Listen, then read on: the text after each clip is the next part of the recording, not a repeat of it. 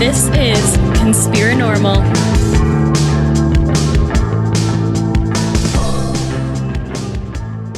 Welcome to Conspirinormal, a little short segment here that we're doing in this episode.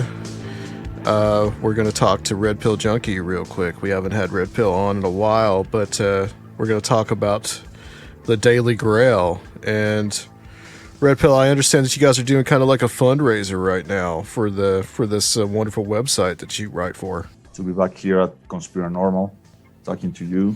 Always great to have you here. Thanks. And yeah, basically Greg Taylor, who is the owner and director of the Daily Grail, and the Daily Grail is a website that has been around the interweb since before many of you guys were even born. I mean, we're talking 90s here, guys. I mean, when where visual browsers were still novel and there was no Google. Yahoo was like the king of the hill. Oh yeah. I assume you're talking to the audience there when you say before we were even born. Although I do appreciate you thinking that we're a lot younger than. Well, I don't know your demographics. Right. I don't know. Maybe some of your listeners will remember things like FTP and those kinds of Eudora. Or those kinds of newsletters, right? The CompuServe, AOL, and all that jazz. All those great GeoCities paranormal sites. Well, that was, I guess, by the time that the web, the World Wide Web was beginning to become like, I don't want to say hijacked, but yeah, controlled by commercial interests, because we have to remember, for many, many years, the internet was like this experiment that was run between non-profit organizations and mainly universities, right? So you wanna, if you wanted to have like an internet address, you had to like apply, and you had to go to a university or a college or something and get an address there. And that's what I did in the 90s when I was still in college, and I learned about this thing called the World Wide Web, and I learned about these things that allow you to connect to computers all around the world. And obviously, the first thing that I did with this new power at my fingertips was connecting to people who were interested in UFOs. And Greg Taylor was one of those people. I mean, I didn't know Greg back then, but he was one of those guys who realized the wonderful potential of the web for connected people who were interested in very peculiar or particular interests that are still frowned upon by the mainstream. But with the web, like, people were able to connect and join in bulletin board systems and forums and exchange ideas, from very interesting ideas to completely wacko ideas. I mean, John Lear, remember when he was started to send his Occult Roots papers, and this idea about the secret pact between the United States government and the Greys and all that jazz. Yeah. I mean, like, we really built this city not on rock and roll, but on conspiracy theories and UFO lore. Nice. So you guys are doing like a fundraiser for the site? Well, yes. I mean, what we realized is that in order to keep this ball rolling, we need to make the webpage more profitable. And in order to do that, the only thing that we can figure out is to get more Patreon subscribers. Yep. So that's what we're aiming. We're aiming to try to get more people who visit the website, because we get like tens of thousands of visits a day, and even though we're like a small website by some metrics, we are a website that is followed and is read regularly by some of the heavy hitters in the field. I don't want to name drop here, but there are people that your listeners whose their names they will recognize instantly, and they are the kind of people that when they want to get their news, they go and visit the Daily Grail. Mm-hmm. And where else? Okay, we have this like street cred, if you will, but we haven't really done anything with it. Like we're like still trying to remain independent. We're still trying to bring wonderful content, and we've always hated the idea of putting a paywall, behind our article. We always wanted to say, okay, we want to give our content for free. But unfortunately, you guys know how it is, We know the feeling. There are very few alternatives to try to make a buck out of the web if you don't put a paywall on your content. One is obviously you want to try to maybe put ads on your website, and either you make your website a total eyesore, like every scroll down every 3 paragraphs, like ad. Every other 2 paragraphs, ad. And by the end of your article, there's like 2 or 3 more pages of billboards and whatever ads, advertising, and that's not definitely what we want to do. So right now, our idea is, we're going to try to survive by getting more Patreon subscribers on board, and we figured if 10 or 5,000 of the people we regularly get on the Daily Grail supported us by just giving us $1 a month, that will be for us, because we are a very small team.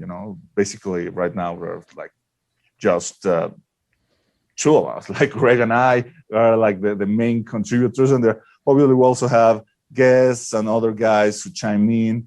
But if we had like 5,000 people giving us like just $1 a month, that will be enough to keep us going.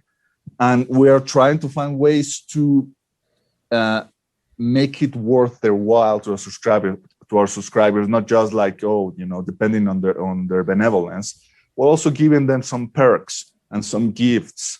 Like, for example, we organized a raffle last week. Or it was this week. Last week we organized a raffle in which we gave away a signed copy of Passport to Magoni, and obviously it's a signed copy by Jacques Vallée. Yeah, right. And by the way, the Daily Grail is going to release like an anniversary edition of Passport to Magonia, because I think it's going to be like the 40th anniversary since the book was released, or something to that effect. And obviously, Jacques Vallée is 100% on behind this, and we're looking forward to releasing that. And we already released a new book by our friend Adam Gorightly. Yeah, I was about to ask you about that. You guys are actually releasing that book. Yes, Saucers, Spooks, and Cooks. What it was? UFO disinformation in the age of Aquarius.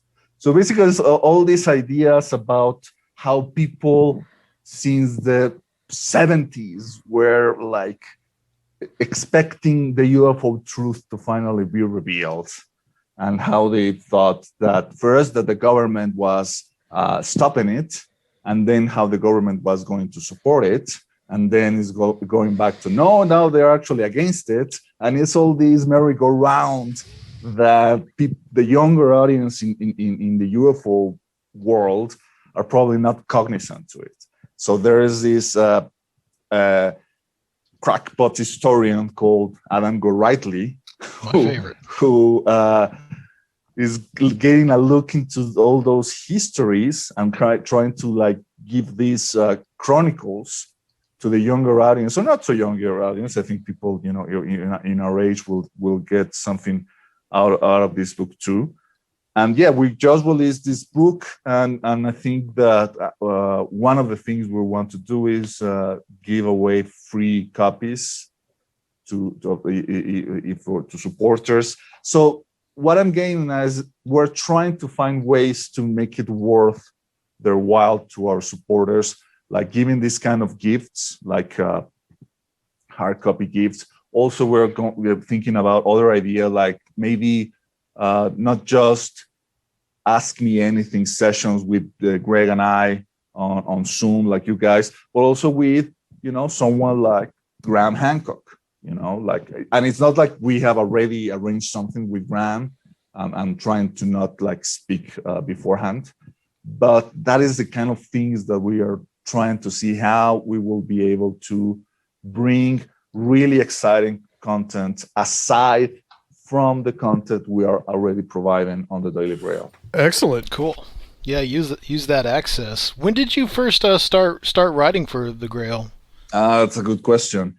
So I started. I found the Daily Grail in a very kind of serendipitous kind of way, as is often the case. Cool. In our community. Like, I think it was around 2006 or 2007. No, I think it was 2007. I was a fan of a science column written by Alan Boyle on MSNBC. I used to read that page like every day. And I realized that Alan Boyle, unlike many science writers, or most science writers, he was very open-minded with regards to things like UFOs and alternative thinking. So he provided links to the Daily Grail on his column. So from there, I managed to find the Grail. And once I found it, I thought, okay, this is what I've been looking for all along. You found the Grail, like you said. Yeah, like exactly. I actually found it. Just literally, right? Yeah, like Parsifal or Galahad. Back then it was this wonderful community of people who will spend days or weeks like discussing all sorts of topics. You will find threads that were pages and pages long. The members also have their own blog that Greg gave away for free on his server, and I became a member there, and I loved it. I used to spend every free hour that I used to have on my day job, and also after hours, because I used to spend a lot of long nights, like doing things like working on computer rendering, something like that. So that gives you ample time to go and check other things while the computer is working. And after that, and after becoming a member, Greg Taylor contacted me out of the blue and proposed to me that, asked me if I was interested in joining the team and becoming a news administrator. And at first I was like, I was very hesitant. I didn't feel ready for that. My English back in those days was totally atrocious. Not only the speaking English you are hearing right now, but also my written English wasn't that sophisticated. So I didn't feel I had the right tools for it. But Greg reassured me nonetheless and think, no, I think you will be great. You already have what it takes, and well, I don't want to put any pressure on you. Think about it for a couple of weeks or months, whatever it takes, and get back to me. So by then it was the end of the year. I went to, not to Cancun like Ted Cruz. I think you were keeping it timely. Exactly. I went to Puerto Vallarta with my parents and my sisters and my brother-in-law, and I thought, what the hell? Why not? let's give it a shot. And really, in hindsight, was like one of the best decisions I've ever made in my life, because then I was like introduced to this like wonderful world of like-minded people, you know, not just the members of the Daily Grail, but people outside of the Daily Grail. I started to get acquainted with people like Greg Bishop or people like Micah Hanks. And from then, I then traveled to the Paradigm Symposium in Minneapolis in 2012. Yep.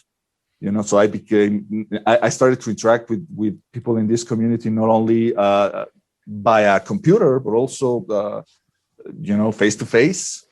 Starting to travel abroad, and you know, sometimes I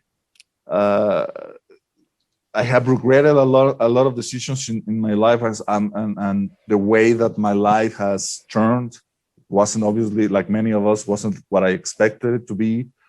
But definitely joining the paranormal 4TN community, becoming an active member from a passive consumer of content to an active producer of content, like I said, was one of the best decisions in my life. I haven't regretted it since, and it's exciting, you know. And being part of the Daily Grail, which, like I said, is one of the not only one of the longest running paranormal websites out there, but also one of the most respected, because we really try to take a very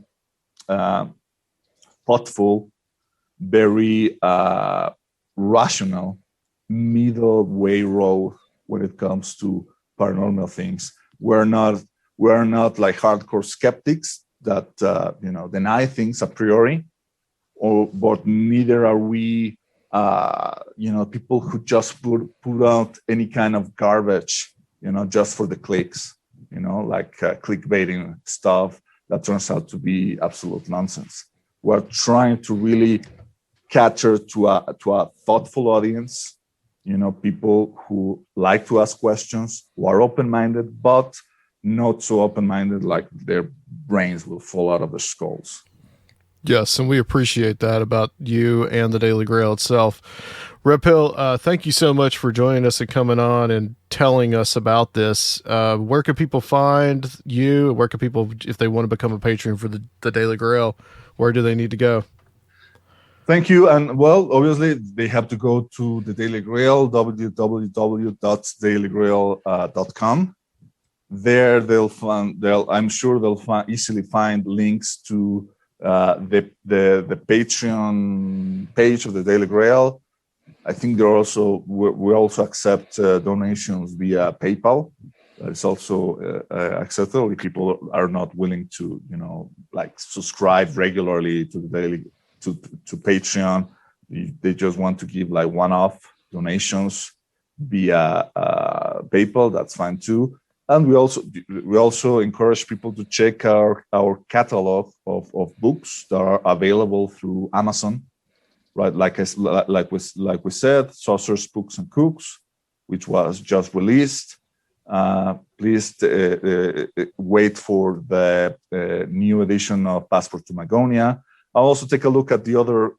We also have other wonderful books that I think, unfortunately, are not going to be available anymore, like the Dark Lore Anthology, which, you know, was like a group of essays that were written by many different collaborators, like Greg Bishop, and I think Adam Gorightly also was there. Who else? Mike J. I'm drawing a blank here, but there was a lot of great content on those essays. And there are also, you know, like a great, reservoir of wonderful content. All right. Excellent. Thank you so much. It's a really good resource, guys, and curation is more important than ever now. Absolutely. Number one spot to go to for latest paranormal news, as far as I'm concerned. Thank you. All right. Thank you so much. Thank you, Red Pill. Guys, we will be back to Conspirinormal.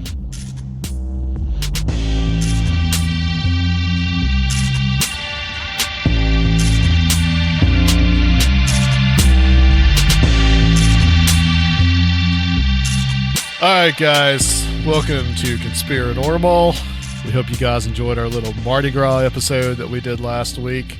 Hopefully gave you a little preview of what we do in the Mystic Crew.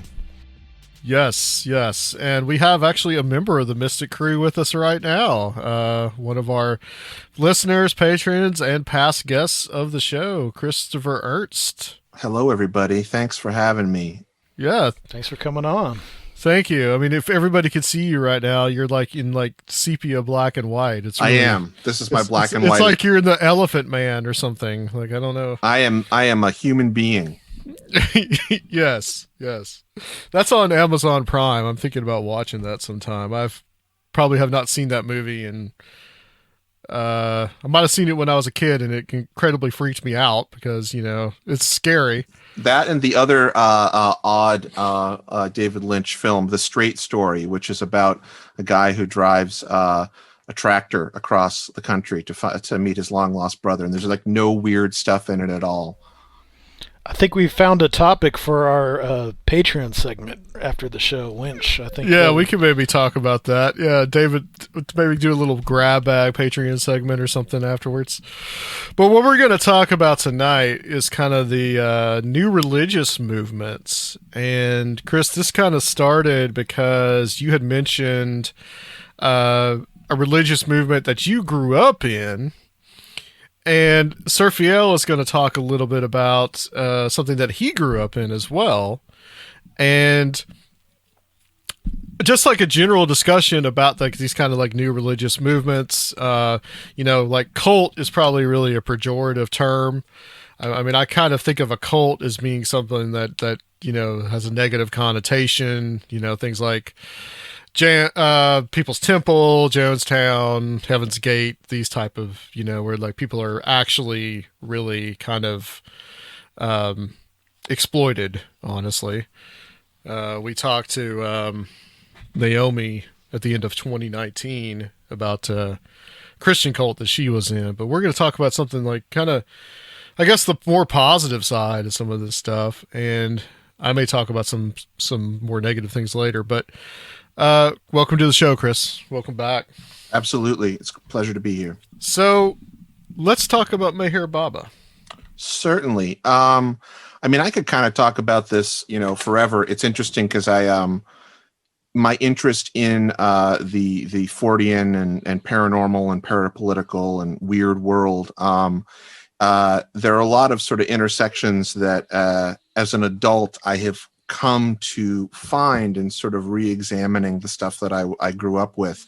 And so I've been kind of like itching to talk within the weird community about this, because I think there's some interesting stuff in the same way that, you know, Serfiel and I were talking about this earlier, that maybe a figure like P.B. Randolph or, you know, there are various other figures that maybe are marginal in terms of talking about like the esoteric world and spirituality and the occult since Theosophy. And I do think that Meher Baba, which is the name of this Indian Sufi Vedic Zoroastrian mystic that my parents followed, he kind of fits in there. And I guess to give a little bit of an overview, so there's this guy, he was born in 1894, and he died in 1969, and he was born, his name was Merwan Shahryar Irani, and he was a Zoroastrian living in India. So he was an Irani. That's the name for the sort of what would it be, the ethnic group in India. And his father was a Zoroastrian mystic. And they sort of just lived normal lives, like merchant class lives, until Merwan was, I think he was 19, and he had this peak experience, this religious experience, spiritual experience, where he was kissed on the forehead by this reputable Muslim saint, this woman Hazrat Babajan, who, if you do any research in sort of Indian saints, you'll find a lot of work on her writings on her. And he essentially, according to him, he realized, the full totality, nirvana, the blowing out, full gnosis. And from then on, he essentially had this, series of mystical experiences where, he didn't like eat for a year, and he was sort of wandering around in this fugue state, and apparently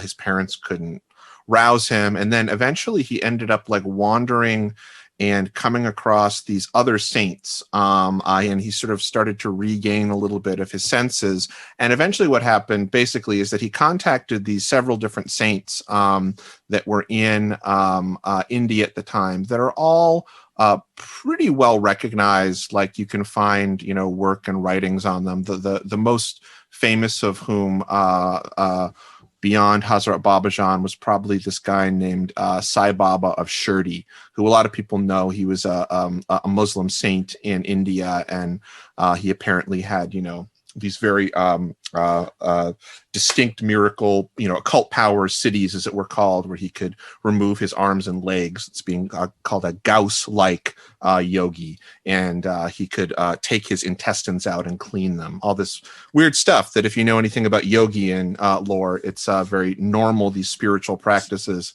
We could get into that in a whole other conversation. Take his intestines out and clean them. Yes, that is a big part of apparently advanced yogic and spiritual practice in Southeast Asia and India. You do things like there are all these accounts of saints and yogis who, in order to sort of purify themselves, they will remove their intestines and wash them.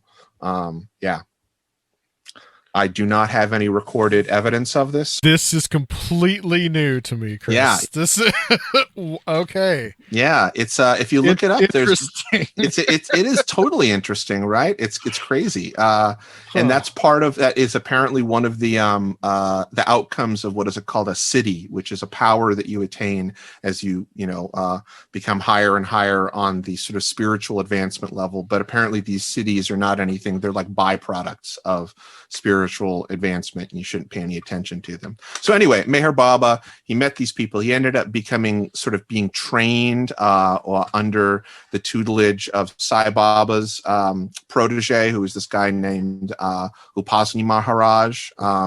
And about when he was in his early 20s, Meher Baba, he started getting this following. His friends and family felt that they felt something around him, I guess, and he started taking on these followers. And when he was 25, he ended up taking a vow of silence, and he never spoke for the entirety of the rest of his life. Until 1969. So for about, 40 years or something like that. So anyway, he had basically, as a mystic, he had two, I'd say, periods of prominence in the Western world. The first being in the 1920s and 30s, when he essentially had contact through the UK with essentially occultists of the time. Like one of the big people that brought him over there was Meredith Starr, who was involved with Crowley, and he was a poet and I think an editor at what was the name of the Lucent Press, or there was the publishing company, I think that Crowley had started. I think that's right. Yeah. Yeah. And so essentially he spent a bunch of money to bring Meher Baba, because there was all these this sort of Orientalism. People loved the mystic swamis and yogis, and that was a really big thing going on at that time, particularly I think in the sort of not in the wake, but this was part of the theosophical, uprising of quasi-spirituality within India, and this sort of Eastern mystic occultism that was becoming popular. So they brought Meher Baba over there, and he ended up basically traveling the world multiple times. And he met people he went to Hollywood. He went to St. Francis of Assisi's cave. He was doing all this weird stuff. And even though he didn't speak, he talked about, or he would basically use an alphabet board. So he had a board that looked like a keyboard, and he would point to it and spell things out. And then later in his life, he used this form of sign language, and he still communicated quite a bit. And there's like this voluminous amount of texts of his teachings to different people. He even dictated a few books that exist out there that are published, and you can all find them for free if you go to the Avatar Meher Baba Trust site. They're all PDFs up there. So he had this initial sort of run when he was with the occult revivalists, and he ended up meeting all these people that were sort of like famous Hollywood folks, and he ended up becoming involved with Rabia Martin, who was one of the who's one of the people that was next in the lineage of Inyat Khan. I know you had Professor Wham on recently talking about Sufism. And so Meher Baba sort of had this, he essentially ended up creating this new Sufi movement that called Sufism Reoriented with Rabia Martin, who is this devotee of Inyat Khan, or whatever you would call it. I guess it would be a devotee. It would be a student or something like that. So then during World War II, he kind of backed off a little bit. He didn't do as much Western sort of moving around, and he spent a lot of time. There's actually this big book documented by a British physician called The Wayfarers, where essentially Meher Baba went around India and he met with all of these people, men and women both, that were called musts. It's spelled M-A-S-T. And within Indian spirituality, they are people that are considered God mad, meaning that like you would usually see them and think they're sort of like homeless or mentally challenged people that are sort of living on the streets, beggars. But apparently, according to Meher Baba and some of the other people, these people were essentially stuck spiritually, and in fact had intense powers on the higher spiritual planes. And so Meher Baba, he went around and did a lot of this sort of mysterious work with them, which would essentially mean like he would go and visit them and sit with them for a while, and that was it. Meher Baba did a lot of isolated work in solitude, a lot of stuff that required where he would fast for like 40 days and then spend 100 days in an isolated cave. So the stuff that's really like very similar to like occult, like grimoire work and stuff like that. And there is similar things in Indian occultism, such as like there's this thing called the Chila Nashini, which is where you sit for 40 days and 40 nights in a circle. And if you do that without leaving it, eating or drinking, you attain certain powers. So he was doing a lot of this weird work. And then what happened in the 60s again is that Meher Baba became sort of he had like a resurgence in the like hippie sort of love guru kind of milieu. Maharishi, the Beatles were getting into it. Meher Baba became popular again, a much lesser degree. But, you can see there, he had a cover of Rolling Stone once. That's because Pete Townsend of The Who became a devotee of his. And, there's a poster of him in I think Woodstock, the movie. But beyond that, he really was kind of relegated to being this love guru like most of the others. So that's where my parents found out about him. And I was raised in a household where I was essentially taught that this person was an avatar of the godhood, in the same way that Muhammad or Christ or Buddha or Rama or Zoroaster or Abraham all were. This was sort of the cosmology of Meher Baba, is that there's this cyclical avatar that sort of comes back. And he did say he was that. I have no idea. I'm not going to make any claims about that. But so I was raised by my family. My parents were interested. This is how they met, actually, was because they both were followers of this. And I was kind of in the inner circle as a little kid, because they were sort of, on the ground floor, so to speak, in terms of Western followers. Like my uncle is pretty sort of quote unquote famous within the Western Meher Baba community. And my godfather, who's this guy who now works, he's actually a Christian minister and a Baba lover, as they call themselves.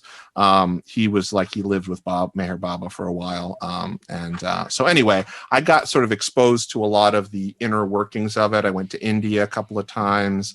I've been to the ashram in South Carolina many times, and I didn't really think of it that much, even though the cosmology and everything around, Meher Baba is very strange and, interesting. And I say weird in the sense that it is anomalous, or it is in terms of sort of Western spirituality. It varies from that quite a bit.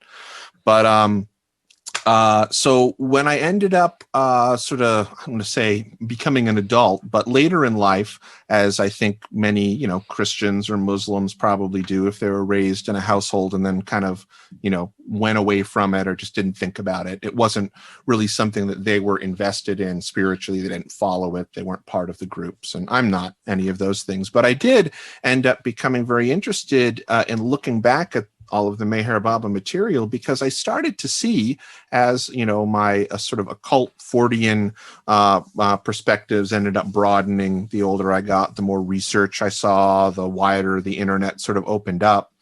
I saw that there were some interesting connections, between the life Meher Baba lived, the stuff that he did, the people that he met, the weird writings that he put out and stuff like that, and what I would call the sort of general occult, parapolitical, mystical, post-theosophical world that we all kind of discuss in one way, shape, or form, be it UFOs or something else.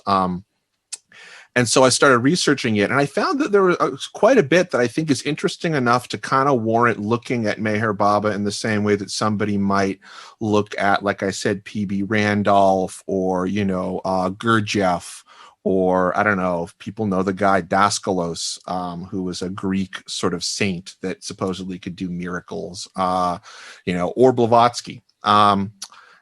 So it gave me a pretty unique perspective, not only on, I think, some things that people maybe haven't necessarily looked at when it comes to like contemporary occult Forteana, but my upbringing also gave me a very unique perspective in terms of Sufism, Vedanta, like Hinduism, particularly Advaita Vedanta, which is sort of one of the oldest forms of Vedic, like pre-Hindu spirituality, Zoroastrianism, and even Christianity, because there was a lot of like very frank, talk within the Meher Baba literature and community about these sort of, they wouldn't even call them secrets, but this was just like, this was, according to Meher Baba, the not hidden, but the garbled spiritual history of the world, as it were, that, was sort of, has been mistranslated in certain ways. So it's a particular worldview. I won't say that I'm not a believer or a devotee, but it does give me, I think, sort of an interesting perspective. And I think that, I don't know, for anybody that is interested in sort of the spiritual, the intersection of spirituality and the occult in the 20th century, I definitely think that it's something that they might want to look more into. I don't know. I guess that's just that is a major overview. It's hard because I feel like, whereas if somebody were talking about a Christian, sect that they were new religious movement that they were in, it would be really easy because most people have some sort of like at least tacit knowledge of like the base of Christianity. Whereas I feel like I would have to start explaining this like giant cosmology in order for people to understand some of the specific. We could get into some of that, but I wanted to ask, like the links to Western esotericism. What are some of those? And you've actually got this. I don't know if you've got a link somewhere, but if you do, I'd like to link it to this episode. Oh yeah, I can do that. Yeah, I have a little. I think I had written this as a I had written this as an overview for a possible documentary treatment at one point, but it, because I'm a filmmaker, but it never went anywhere. But yeah, I can put it up. It's just like it's like an 11-page sort of overview of this, and I can certainly, we can publish it as a little chat book. I'll put it up. Well, what are some of those links to more like Western esotericism that Meher Baba had? Yeah, and I guess it's as much him, but more kind of like the belief system that surrounds him is more right. I think the belief system that surrounds him, and I think in particular, like,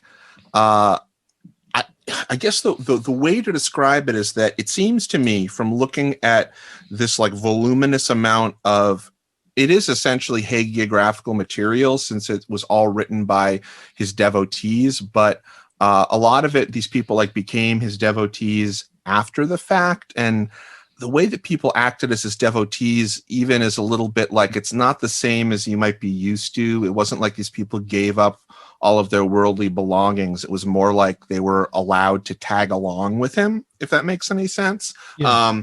Because he really didn't live a ostentatious lifestyle. He just spent most of his time doing really weird things, and people followed him around. But some of the intersections with, I think Western occultism probably, come from specifically this idea that, or specifically theosophy, this idea that he had, or that he put forth, wasn't actually an idea. This is what, he said was the truth, is that Earth is the home to these 5 perfect masters. And essentially what he's talking about is secret chiefs. It's the same thing. The Mahatmas, secret chiefs, call it what you will. And the people that I already named, those saints, he went ahead and named them. He said these were the 5, perfect masters of the time prior to World War II. And in fact, he, stated that Sai Baba of Shirdi was the spirit, essentially the spiritual or occult orchestrator of World War I, that this was like a thing that he had to oversee. And that, these 5 perfect masters are sort of leading, in the same way that the Mahatmas or the secret chiefs would. They are shepherding creation. Can I put that in my lesson plan for tomorrow? Good. To put Sai Baba was the instigator, or he was absolutely the instigator of World War I. And it's funny, if anybody knows this guy, Paul Weston, he's a kind of interesting occultist and speaker. And he talks a lot about the area around Stonehenge and Glastonbury. And he's probably the only other person that I know that is, he did this, he had an interesting talk about Indian Babas and their interaction with World War II, and essentially making these, these assertions that there was this, sort of this secret spiritual war going on. And I know people have talked about that in terms of like Crowley and stuff like that, but he's talking about something different, which is more along the lines of the Sai Baba of Shirdi, was in charge of World War I, which is interesting. But anyway, beyond that sort of the fact that Meher Baba was sort of like talking about this, even though he didn't support theosophy, he said theosophy got it wrong, got some things right, but the whole thing wrong. He was a big proponent of this, and this was, the way in which he said the world worked. And there's, the perfect masters control creation through this hierarchy of what are essentially angels, archangels, fairies, jinn, and other sort of spiritually advanced corporeal and non-corporeal beings, plus these various agents that are essentially witting and unwitting humans that are being controlled by subtle means. And the Meher Baba people don't talk about this a lot. Like, this is not something that if you were to go to one of their meetings or go to the spiritual retreat that's in South Carolina, most people would be like, huh? Because the majority of the way people sort of engage with Meher Baba these days, at least in the Westerners that I know, it's very much this sort of lovey-dovey hippie thing. It's like, it's all love, man. Just love Meher Baba. Love, love, love. And certainly there was a big part of what the dude said that was, I guess, focused on bhakti yoga, which is essentially the yoga of devotion to God. There's a lot of this other stuff in there that, so some of the other things where he was, sort of interacting with Western occultism, beyond visiting Hollywood and sort of getting in with people like Mary Pickford or Douglas Fairbanks or Greta Garbo, or the guy who wrote Dracula, the screenwriter Gabriel Pascal was one of his followers. Yeah. He supposedly met Gandhi on a trip across the Atlantic, and they spent some time talking. He ended up becoming the woman who ended up becoming sort of the leader of, after Rabia Martin, of the Sufi group. She was married to, her name was Ivy Ducci, and she was married to the guy that was essentially running the American he was the American ambassador to Aramco, like the Arab oil company. And he was so Meher Baba was advising the wife of this guy, and dinner parties at their house in DC and stuff like that. He also had, and I didn't realize this until recently, there is in one of the books that, talks sort of historically tracks his life, they specifically record this incident of a individual named Dr. Vinod meeting Meher Baba and having some interactions with him. And this would be, as far as I can tell, even though I can't find anybody to corroborate this is the same person, this is Dr. Vinod that 1 year later, after this meeting with Meher Baba, because all this stuff is dated in these books, was the conduit for the Nine in Puharich's first round table thing. And, he was the medium. Yeah. He was the medium. Yeah. And, as we know, everything is connected to some degree. And I think that, that is something that we can see, I think it was Michael Hughes was talking about this on your last show. You can play 6 Degrees of Separation with Britney Spears and, the Satanic Cabal, and it's pretty easy to do that. So these connections that I see, it's quite possible that, that these connections are here because people are connected on the planet and it's smaller than we think. But at least if we're having conversations that are, at least speculative about the weirdness of occult things happening in the 20th century and, prior and after, it's something I notice. And it at least makes me, kind of raise an eyebrow and say, Yeah, there's just so much opportunity for political intrigue, even in just the promoting the idea that there's secret chiefs. Even that has a lot of utility that was exploited by different actors, and we of course know about the history of a lot of the largest Western esoteric groups and the Crowley stuff and the OTO and the British Empire versus the Germans, and then the Theosophy in the British Empire in India.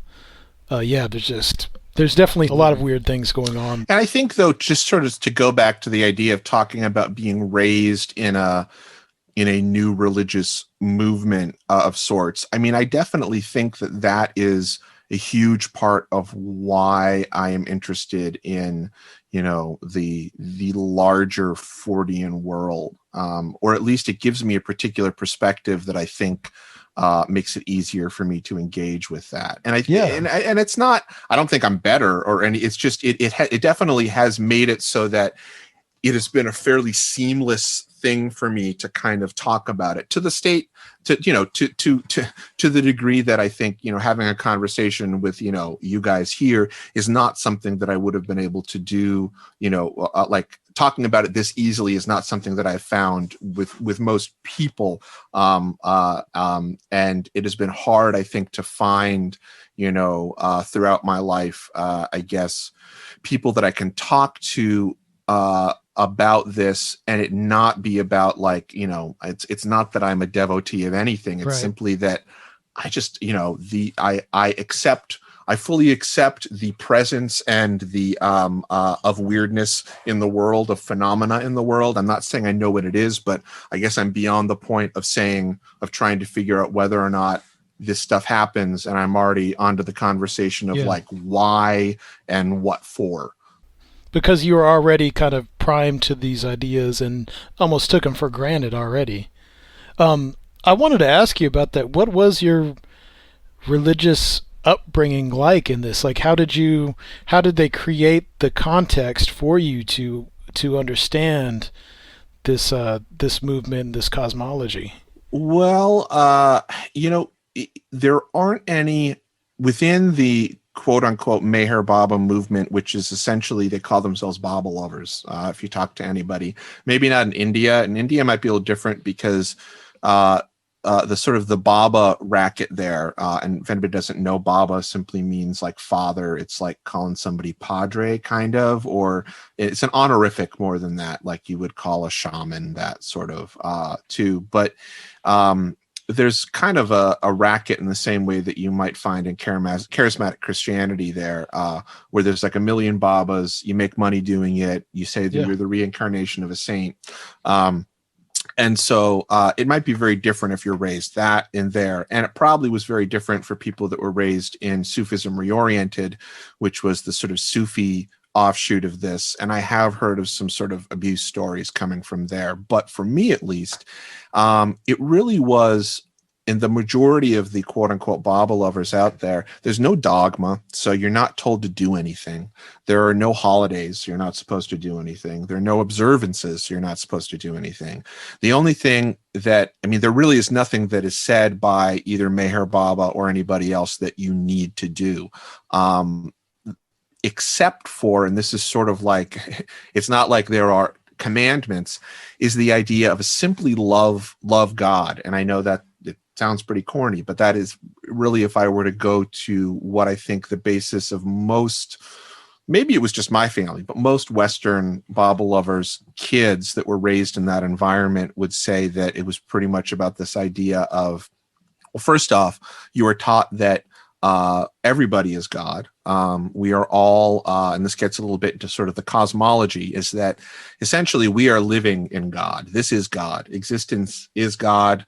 Everything, the totality of creation that we can't understand, that is God. And that what we are experiencing is essentially God in its totality, going through the process of knowing itself.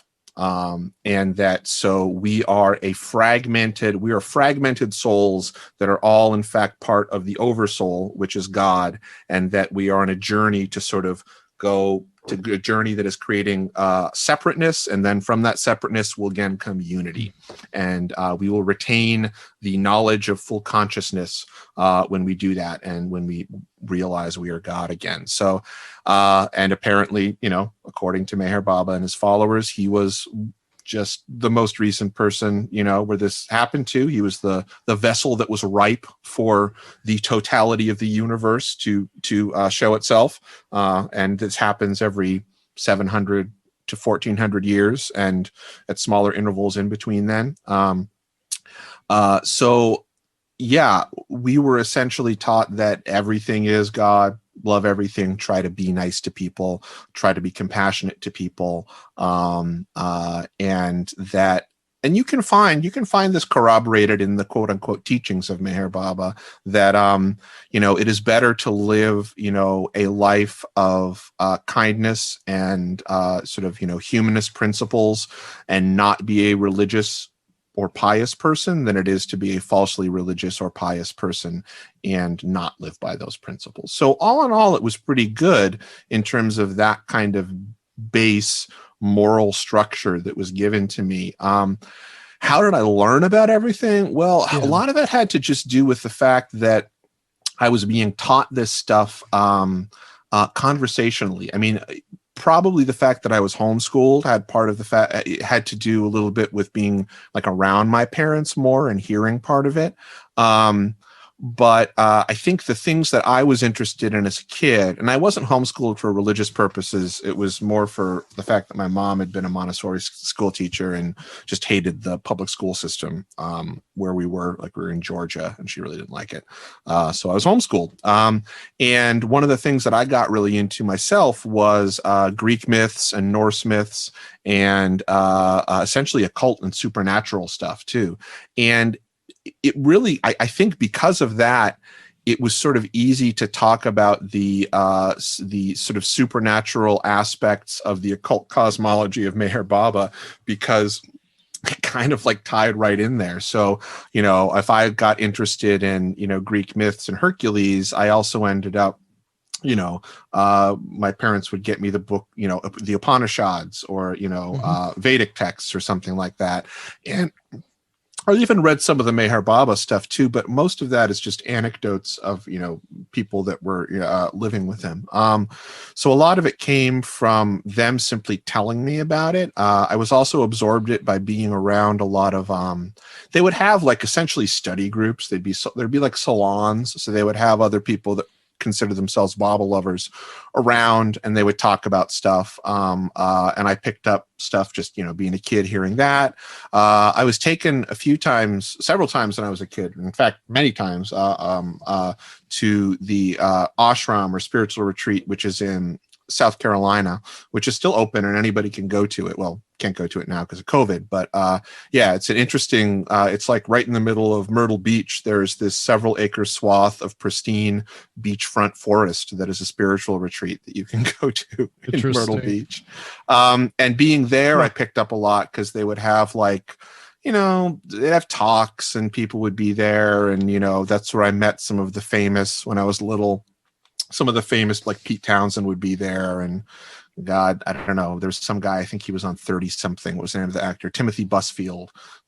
There'd be like certain celebrities there that were involved. And I don't know. So I picked stuff up like that. And then, I went to India a couple of times when I was a teenager, when I was old enough sort of to go to the ashram there. And, I learned about stuff there, just kind of absorbing it, being around it. I mean, I did end up reading stuff, I think, when I was in my teens, but yeah, then when I got to college, it just sort of like went out one ear. It wasn't like I made a conscious decision to become an apostate or anything, but it was, so a lot of it was just kind of picking it up by osmosis. And I did a lot of reading when I was a kid. And then I really did have to go back when I was as an adult in the internet age and essentially reread everything in order to sort of pick up these connections, because it was all really nebulous, in my mind, I think at the point when I started making these connections, and I was like, oh, I should go back and read this stuff. And now it's all available online too. It wasn't before. A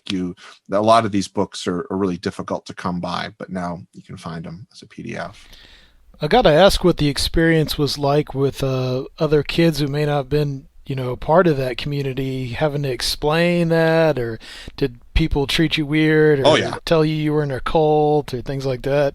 All of the above. I mean, it was certainly, not only was I homeschooled, but I was also a super, this was not something that most people understood. And I had a lot of friends too that, well, I mean, actually most of my friends or the ones that I ended up becoming friends with were pretty cool about it. And so were their parents. And some of them were, I think, pretty deeply religious. But yeah, I mean, I was definitely a weird outcast, and my parents had pictures of this guy all over the house. He looks like Frank Zappa. It's pretty weird. And people will be like, who the hell is that? That Frank Zappa, dude. Yeah, exactly. Yeah, no, somebody was like that. And my dad did also like Zappa, but Yeah, so I definitely got a lot of crap for it, I think. And my mother was a little bit of an outcast in her family, because her family is a really serious old Irish Catholic Boston family. They were not into it. My father's family was a little bit more, I think, open to it, simply because my uncle, my father's older brother, he's an intellectual professor. He's actually sort of the I think he is the Western authority on ancient Sufism and Islam. Okay. And he's professor. He teaches at the University of North Carolina. And so my father's family is a little bit more kind of cool with it, because I think my uncle presented it in a bit more of a intellectual way. But my mother's family, she was the baby of the family, and she was essentially like a weird hippie, and they weren't particularly cool with it. I want to go back a little bit to talk about the Ascended Master idea, because this was, when I read this article that you sent, I mean, this really fascinates me. This idea that Meher Baba called them sustainers of the universe. Yeah. And it's almost like you have this idea of these people that just look like indigents. Yeah. These holy men. Yeah. But they're essentially controlling reality. So now I got to think about if I drive past a bum, pushing a shopping cart, is that guy controlling reality? Is he controlling my reality right now? Really, it kind of makes you think about that. But that's an incredibly fascinating concept. And when I looked up this picture of Sai Baba, that you said that he manipulated World War I. Well, I mean, nobody could see this, but you guys could see it. I mean, that just looks like a guy sitting in the street corner. Yeah, no, he worked. And all of these saints, all of the perfect masters I'm sorry, I take that back. Not all of them. Some of them, so you had, and it's weird because it's kind of this either or. So you have somebody like Sai Baba of Shirdi, who he really was these people live as home. They're essentially homeless. They are homeless, and they subsist on whatever people give them. They live in caves. Right. But then, for instance, one of those guys, Narayan Maharaj, I lived in this ostentatious marble palace and sat on a throne made of solid silver. And I think, for me at least, when I start to see that, honestly, I start to think trickster is what I think. I start to think even though I know that's making a really long stretch to sort of the UFO, I consider all of this kind of the same phenomena. And so I start thinking about well, yeah, that kind of makes sense, that if you're going to have these, I mean, again, this is all speculation, but if you're going to have these ascended masters that are essentially controlling the, the creation, then they're either going to be this homeless guy on the street, or this guy that sits in a silver throne and never leaves it. Right. What the hell is either of those? So it is very interesting. And essentially so what the cosmological, the way at least Meher Baba stated that this exists, and also Upsani Maharaj, his sort of his teacher, is that each soul, you and I, we all have the capability. We could easily become perfect masters. It just depends on sort of how long we've been going through the temporal cycle of this. And Meher Baba very much, he supports and puts forth versions of the Vedic idea of the Yuga cycle, and of, say, the breath of Brahma, Mahapralaya, which is this idea of essentially the universe having cycles. Big bangs are cycles. Big Bang, then I don't know, there doesn't go enough into sort of the physics of it for me to make a comparison, but essentially there is this universe that proceeds and then recedes. And the way in which it's called in sort of Vedic cosmology is the breath of Brahma being everything. Which is how I think scientists conceive of it now, that there's going to be a big crunch leading to a big bang, the universe expands and contracts, and then the big crunch, and then another, And so as part of this process, which apparently is the process of the universe regaining consciousness of itself, there are certain fragments that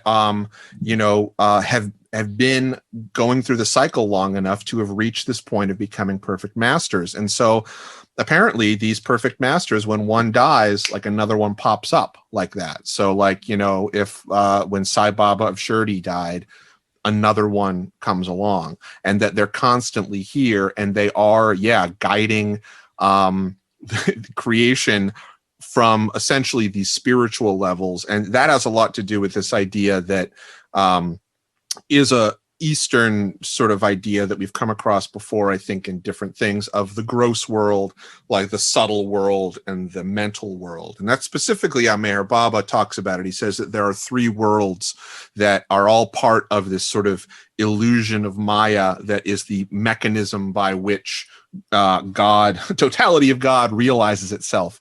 And that most of the action is going on the subtle and mental planes, which are essentially the other world, spirit realm, and that these are this is what is the gross world that we exist in, the sort of physical phenomenal world, is essentially the epiphenomenon of all this other stuff. That this is like we're at the farthest reaches, and then you have to kind of go back in order to get to the like the point, like the true spiritual point. So all of these perfect masters, they come across as being kind of like, I don't know, homeless guys, or just these strange folks that exist mainly apparently in the East, I guess, at this point in time. I don't know if that was different at another point in time according to all of this, but this apparently is still going on right now.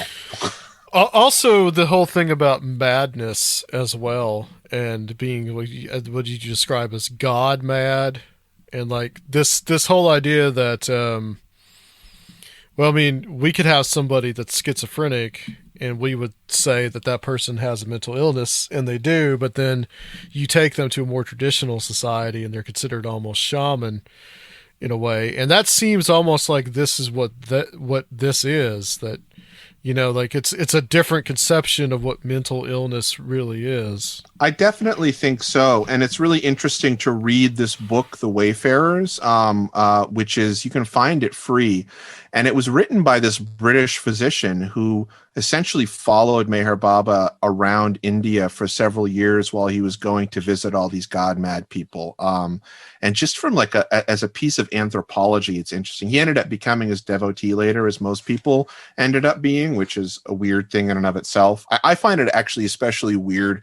The thing that I find the most weird about Meher Baba is that I cannot find anything scandalous. Like I can find some stuff that was like said that's dated, like using he pronouns or something like that, or, referring to, I don't know, talking to somebody in the 1920s in India about sex and saying, you shouldn't be, like don't have a lot of sex. I don't know, these things that are very innocuous, but in the same way that I would expect, like, I don't know, Rajneesh, Osho, Wild Wild Country, or, you find out later that somebody was screwing all of their people, or, they secretly had, I don't know, all this money or something like that. And I would love it if somebody could come up with some scandalous stuff, because that would certainly make me feel a little bit more comfortable and like, oh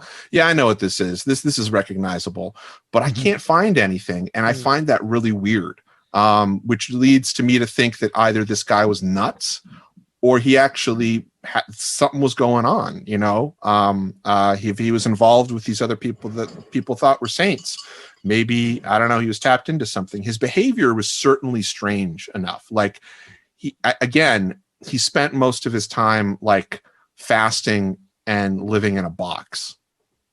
And not speaking. What was the influence of Zoroastrianism? Well, I think Zoroastrianism, I don't think there was anything specific in terms of the like cosmology of Zoroastrianism that came through. I'm from, if you were, again, and I feel like kind of just going back to, simply what this guy Meher Baba stated. And again, when I say he said this, he never said anything. He pointed to some letters and people wrote it down. So take with that what you will in terms of translating it. But so what he said about Zoroastrianism was essentially that it was so long ago that most of what are the teachings of Zoroaster, what you would find in the Avesta, and it's basically none of it's really true anymore, or it's not accurate. It's been so broken down and reused by priest class as certain ways of social control and stuff like that, much in the same way, like way, a cargo cult at this point. Exactly. Or in the same way that some might argue that the Bible has been, that there's some stuff in there that's true, but then there's a lot of human stuff that's in there. And he said the same thing about Meher Baba. He was very clear that Christ was the same. Christ was real. Buddha was real. Muhammad was real, and these were all the same phenomenon happening.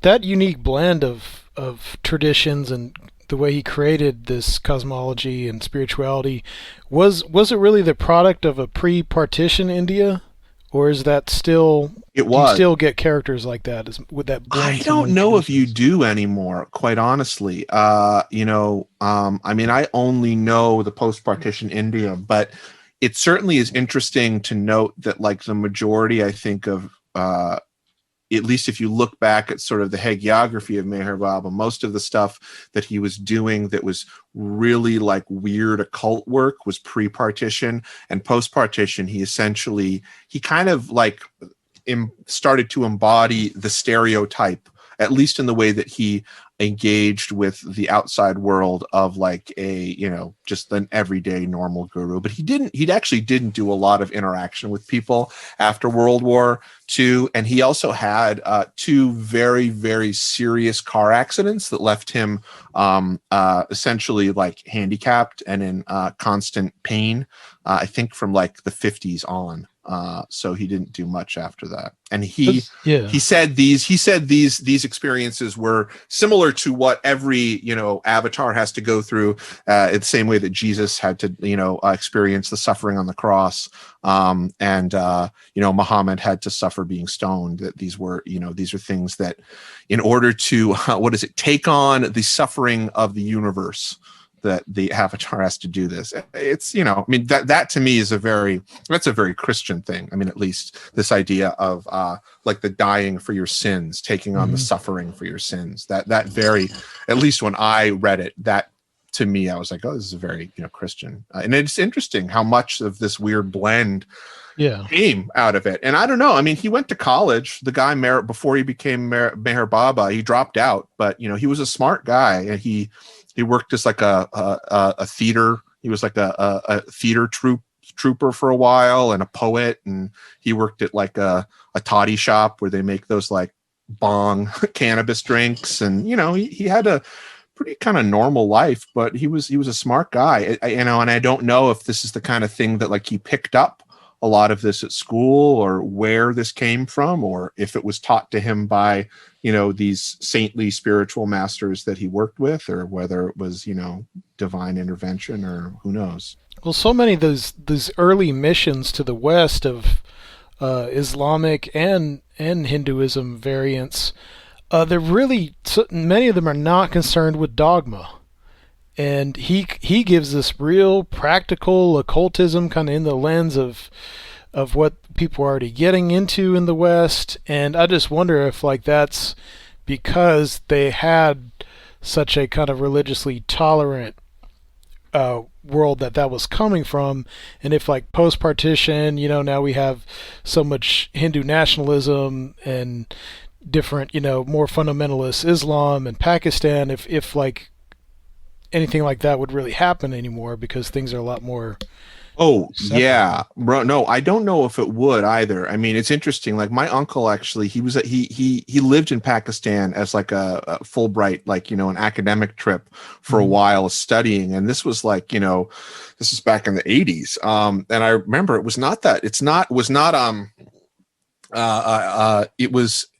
even then it was a lot easier to sort of be there. I think that now, I don't think this could happen at all. I think Modi and the way the way that India has become kind of in many ways like the U.S. and many other places exceedingly nationalistic. Not that it wasn't always, but the impression that I get, even though there were conflicts between Hindus and Muslims, and there always have been, that there was, and maybe this is incorrect from reading the books of the time, that there was at least a little bit more of this sort of underpinning of spiritual unity that was there, and that people that were deeply spiritual rose above that, and that it became, but maybe I'm wrong. I mean, I know that it certainly has gotten worse, particularly in terms of anti-Muslim sentiment. It definitely is worse than, at least even when I went there, and that was in like the 90s, I think. Yeah. Let me ask you about Pete Townsend.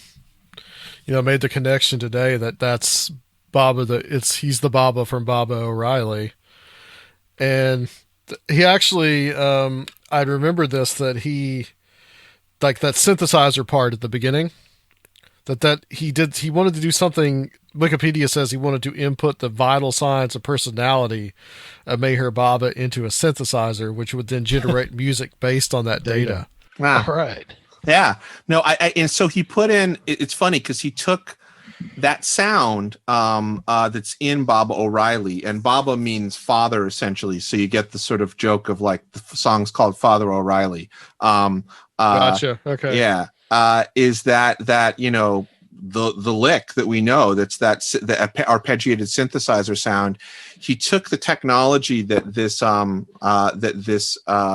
experimental musician Terry Riley was using, and if you listen to any Terry Riley stuff from that same time, you'll be like, oh, this is Baba O'Reilly. This is totally Baba O'Reilly. So he took that, and then he put in the numbers. I think I want to say it was like Meher Baba's birthday and the day he died or something like that, which is, I don't remember the exact numbers, but it was some numbers corresponding to Meher Baba. And yeah, that was the tune that you got out of it. And Pete Townsend was, he was very much like, if you look back on a lot of his work, including Tommy, most of it is influenced by his deep mystical engagement with Meher Baba. He never met Meher Baba, but he had a really sort of intense mentor-mentee relationship with this woman named Delia de Leon, who was one of Meher Baba's early followers during the sort of Western occultism phase of the 20s and 30s. And she was an old woman at the time in London. And she was kind of like his Swami at the time. I think Meher Baba died. He died at this point. This was after 69. And like Pete Townsend, like he had all this money. He was going to do this huge spiritual center that he was going to build in Canary Wharf or something like that. And it all fell apart. And it's something that, I met him a few times when I was a little kid. I don't remember it. It was just, I was like a little kid and he was one of the adults there. It's not something he talks about a lot, but, I've seen him a few times around. He was at the ashrams and stuff. And he has Meher Baba devotional songs that he's written that the people amongst the crowd know about and stuff like that. But a lot of his work actually is, I'd say up through the 80s, maybe even to the 90s, has really distinct mystical roots in the cosmology of Meher Baba. Yeah. Mm. And Tommy is, he's, deaf, dumb, and blind kid, but emphasis on him being mute. Yep, exactly. Right. And it is the idea, Tommy's supposed to represent the the avatar or the unrealized Christ. I'm gonna have to listen to that again. Interesting. I mean, there's so much. We could probably do several shows on it because there's so many different aspects to it. I think I'll just give a few of these sort of like key. These are some of the key sort of esoteric points that I think are interesting and that people can chew on if they want. And yeah, honestly, if people, this is one of those things that I would suggest people, if they're interested in it, if you go to I forget what the actual website is, but if you just search for Avatar Meher Baba Trust. It's a trust. It's like a public, org trust based out of India. And they have an online library that has every single one of the writings that are for free in PDF form. And you can kind of look through that. I mean, there's so much information to go through. It's really tough. But here are a few things that I think are interesting to sort of whet people's appetites. So very specifically, twice, people asked Meher Baba about flying saucers. And on both instances, he was very recalcitrant to talk about them. Apparently, people said that if you asked him about flying saucers, he didn't like it and he didn't want you to ask them. But when he did, these two times that he answered people, both were Westerners asking him. And both times he said flying saucers are not from other planets. And that is all I'm going to say for now. So take of that what you will. I mean, this is just coming from one guy. If you think he's nuts, it doesn't even matter. Apparently, Earth is the closest planet to the point from which creation emerged from the sort of nebulous beyond, and that is closest to the spiritual spheres. And I think that's interesting because it really jibes with, what's his name? He's been talking about these, guys had him on recently, I think, and he was talking about the movement of sort of the spiritual world and the physical world intersecting. Laird Scranton, of course, yeah, which very much like it's very similar to what Laird Scranton is talking about. I mean, almost if not identical to it, which is pretty interesting. Yeah, Laird does a lot of study. He studied a lot on the yugas. That's kind of his thing too. So and like Buddhist cosmology and all that as well. Yeah. Another good one is that the souls of snakes can only advance spiritually if they are killed by a human, because apparently the serpent form is a karmic knot that cannot be undone unless killed by a human. Oh. It's just weird stuff. So kill as many snakes as possible. Kill as many snakes as possible. And this is a weird thing. Like the dude would kill snakes. He wouldn't kill anything else, but he would kill snakes. I seriously do not. I do not understand it. The moon used to be like Earth. It used to be populated, and that at some point our Earth will become like the moon. The Earth is actually part of a trio of 3 interlinked planets that are in fact one world. One planet being full of super intelligent beings. One planet being of somewhat intelligent, more advanced than us, and then our planet, which is a balance of emotion and intelligence, and that these worlds interpenetrate. And that's all he said. It's weird. It's one weird thing you can find. I can't find any more on it. But yeah, apparently there are 2 other worlds and that we share suns. So take of that what you will. Interesting. Okay. Yeah, you could put some Fortiana stuff into that. All right. Ghosts are everywhere around us, and most of them are the souls of suicides attempting to work out the leftover karma they never spent in life, and that most spirit contacts are unfortunately just these souls, some of whom have been around for hundreds of years and are kind of nuts and have gained certain like abilities because of that.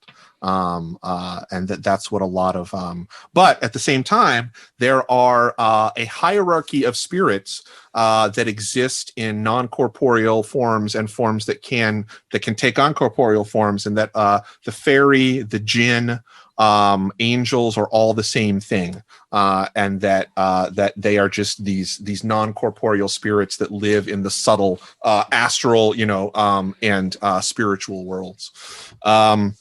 There are always 56 God-realized souls on Earth. The human form has been evolving for millions of years. After 1 billion years from now, humans will only be 5 inches high, but very smart. And that at the beginning of this cycle, humans were 14 feet tall and would live up to 300 years. When I read that part, I couldn't help but think about the about how some people think the Greys are us in the future. Right. Yeah, I mean, those are just some of them. There's some interesting stuff in there, and a lot of it is I would say confused. Some of it's confusing and contradictory, but I think if people are out there and interested in like reading works that engage with the spiritual, with that engage both with spiritual and occult ideas, particularly sort of in the milieu of Eastern spirituality and stuff like that. It's interesting. It's definitely interesting. And there are a lot of like little pieces, I think, that could be picked apart even further, and more interesting stuff kind of pulled out of it. I think particularly from somebody too who's not like me, who doesn't come from, like, for me at least, I feel like I have at least a little bit of a blind spot, just because some of it's so embedded from being young that I can't see things completely objectively. And even though I'm not like a devotee or anything, I still feel like part of me wishes that, that some people that have no, like zero experience with this, to take a look at it and see if there's anything they can find. Did he have an idea of a spiritual mission to the West, that we needed, things from the East that he was bringing? Did he have that kind of idea? Not specifically. It wasn't like a missionary thing. There were some things that I remember reading where he talks about how the West, particularly America, has a lot of sort of potential spiritual energy. And he was talking about this in like the 40s or maybe 30s. So it's been a while since then, that he said, sort of needed to be, that could go in several directions. And that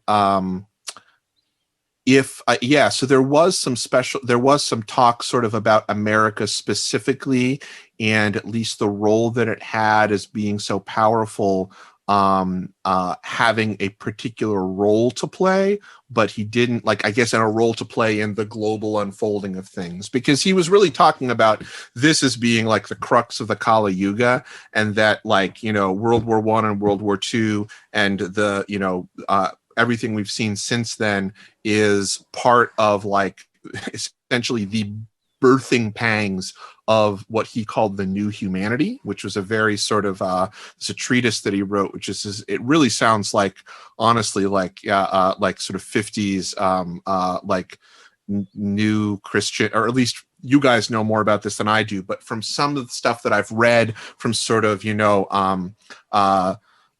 Christian, I guess it would be like progressive Christian philosophy from like the 40s and 50s, very similar to that, this idea of the new humanity that will be emerging.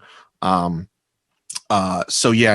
about the US being saved or anything like that, but definitely it having a role to play. And there's some weird stuff, like there's this one woman who was a really she was a very prominent Western follower of his, one of his, as you call, mandali. Mandali means circle, and they're essentially his, like, Meher Baba's apostles. And there's this one woman who I met when I was a little kid. Her name was Phyllis Frederick, and I think I might have talked about this a little bit on one of our, one of the Zoom hangouts. But she was a really intense psychic, and she had a lot of these visions that, both before and after meeting Meher Baba and becoming his devotee, that had to do with sort of American or global apocalypse scenarios.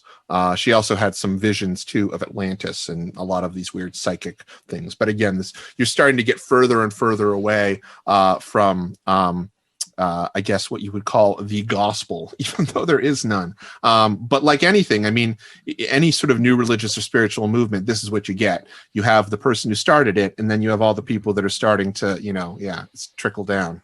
So you said he didn't want to talk about flying saucers, but you said that there was a building that resembled a saucer? Oh, yeah. Okay, so he didn't want to talk about flying saucers particularly, but I will say another thing that he did very specifically had this very long treatise, in fact, about how there are intelligent, planets all over the galaxy. He said, I think there were 18,000, specifically said there were 18,000 planets with humans in this, with human-like beings in this galaxy, and that some are so intelligent that they can communicate through psychic means, and that many of them are reincarnating. The souls of these aliens are reincarnating into Earth during this time.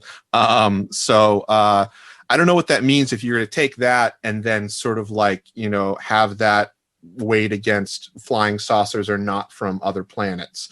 It could go into I think the way in which we talk about the ETH versus non-ETH theory and stuff like that. But I'm sorry, your question was, he said no flying saucers, but what? Yeah, there's a building that you said. Building, yeah. So there is a building, and when I link, when I give you this thing that the little sort of booklet that I made, there's a picture of it, and the sect that is called Sufism Reoriented, that is located in Walnut Creek, California, near Stephanie Quick. Stephanie and I have talked a little bit about this. Is that the place that she's got a bunch of like synchronicities around, or she kind of did like a Twilight language thing of the area, pretty much? I think she might have done a Twilight language thing of the area, but yeah, it was, I think, because of talking to her that she sort of got like and I don't know, I don't want to take credit for it, but I think that she may have had more of a specific idea of what this place was after she and I had talked about this. But yeah, there's this, that is what she's working on. And it's really interesting because, that building was built by the Sufism Reoriented crowd. It totally looks like a spaceship or some like crazy, it's like a bunch of concentric circle bubbles, sacred geometry stuff. And it's in the middle of like a suburban neighborhood in Walnut Creek. If people just Google Sufism Reoriented in Walnut Creek, you'll come up with it. I think there's an article called the church that the Cheesecake Factory built, because one of the biggest contributors and the guys who's part of that sect there is the founder of the Cheesecake Factory. And so it in fact was built with a lot of his money, because that sect apparently does the whole, you give all your money to the sect. Interesting. Okay. Yeah. Huh. There's also in Meher Baba's tomb in India, which I have been in, and I've had the special privilege of being able to go inside and clean it, which is the privilege that you get, which is actually a very interesting experience. It's this dome ceiling. It's very small, very, very, very austere, just this little brick room. Top of the dome ceiling, it does look like somebody painted, and I don't know. I mean, the person who painted this did it at his bequest. A flying saucer, or it looks like a flying saucer at the very top there, which I've always found to be very interesting. Yes, I do see I'm looking at it on the map, this Sufism Reoriented temple, and there is a Lafayette Reservoir Recreation Center nearby. Oh, is there? I think she mentioned that. Yeah. Yeah, and that's Mount right. Diablo as well. Yeah. Yeah. There are a lot of interesting places. There's another place in California too. There's a mountain that there's a little ashram on there that he was. I want to say it's near Ojai. Yeah. Cool. Interesting. Okay.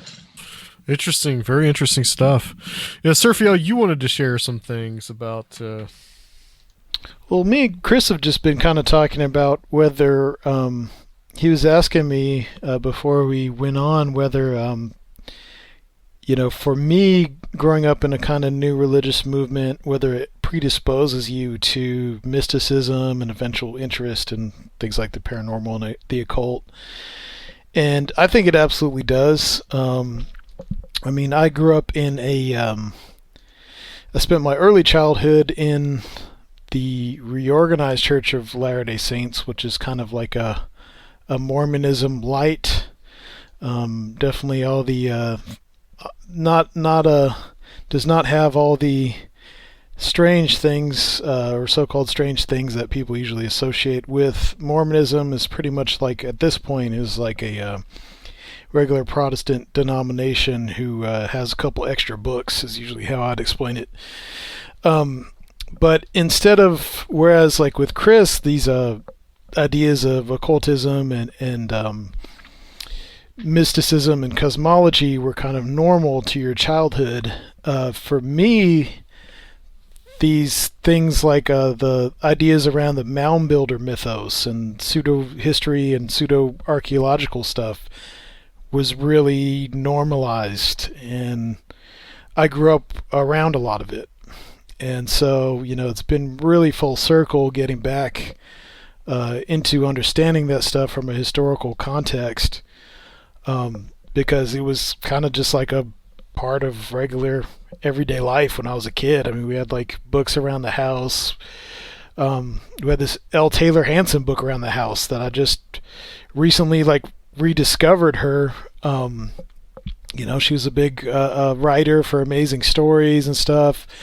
And she wrote a book called He Walked the Americas. She wasn't a Mormon, but that book was pretty influential in Mormonism and offshoots of that. I think they really liked it, especially because she was not a part of the church. But I grew up hearing about, people going on expeditions to Mexico to try to prove the stuff from the Book of Mormon. And but there was also like a kind of living religion aspect to it, where, like ideas that things like prophecy are still around, that people are still inspired. And also I think it opened a lot of people to their own kind of speculation, which, a lot of these things like these archaeological expeditions and stuff like that weren't sanctioned by official church organizations, but with this template that was laid out by a lot of this really speculative stuff, people were able to go their own directions with it. L. Taylor Hansen, that is the same person that wrote, if I'm remembering correctly, I think it's called Tribal Memories of Flying Saucers. She wrote a lot of that. Yep. Sort of. Yeah. Do you know what was amazing her stories? Right. That was one of my favorite going back. What was her interest in, or what was the catalyst for her writing this book, and sort of what was her research based on? Do you know? Well, I know that it's basically it's a collection of all of the what's considered like the white prophet mythologies that are supposedly, you find across Native America from South America to up here. It's a little convoluted because there's just so much history of post-contact Native Americans who have tried to position their stories to put themselves into the Christian cosmology. So there's a lot of convoluted stuff in it, but it's kind of a collection of all that. This book called He Walked the Americas, that was in my household, has a lot of the pseudo-archaeological stuff too that we find later in like Rebirth of Pan and stuff. But yeah, she was supposedly in contact and had been in contact with a lot of Native Americans who had imparted these stories and mythologies on her. But like that, what you're talking about in particular, I think it's written from, it's supposedly like a Native American speaking, I think. Yeah, she did that a lot. I heard that she would like take on the guise of particular Native Americans. Not that she, right. And maybe I'm wrong. You might know more in terms of research about her life, but I heard that she also was or at least claimed to be sort of involved with and friendly with different Native American cultures. Whether or not that's true, I don't know. Right. It's really hard to tell, because like I said, and I grew up with some Native Americans who also believe this stuff. So, a lot of them were fitting themselves into these stories. Of course, the general story of the Book of Mormon is that there were these different Israeli descended tribes in America, and then there was a war and between the Nephites and the Lamanites, and the Nephites being the more European, light-skinned, the Lamanites being the ancestors of current Native Americans, and that the Lamanites, of course, won and kicked out the Nephites, and by Europeans coming to America, they are coming back to Zion. So it's pretty weird stuff, but the thing is, the sect that I spent my childhood in they were the result of the breaking up of Mormonism after Joseph Smith died. And when Brigham Young went out to Utah, a lot of these groups who stayed behind in Illinois, Iowa, and Missouri eventually came together under this banner, the Reorganized Church of Latter-day Saints, following Joseph Smith's son, Joseph Smith III.